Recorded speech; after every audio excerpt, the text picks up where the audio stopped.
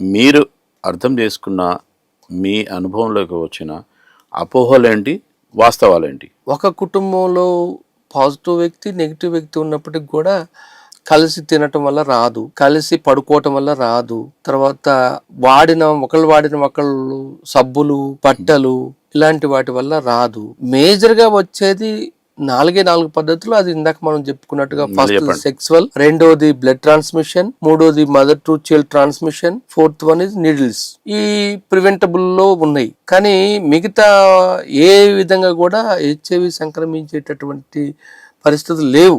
Okay, ఇందాక మీరు చెప్పినట్టు ఓకే, బాత్రూమ్ను షేర్ చేసుకుంటే సేమ్ అంటే హెచ్ఐవి పాజిటివ్ ఉన్న పిల్లలు వాడిని బాత్రూమ్ను మిగతా హెచ్ఐవి నెగిటివ్ ఉన్న వాళ్ళు షేర్ చేసుకుంటే వచ్చే అవకాశాలు ఏమైనా ఉన్నాయా?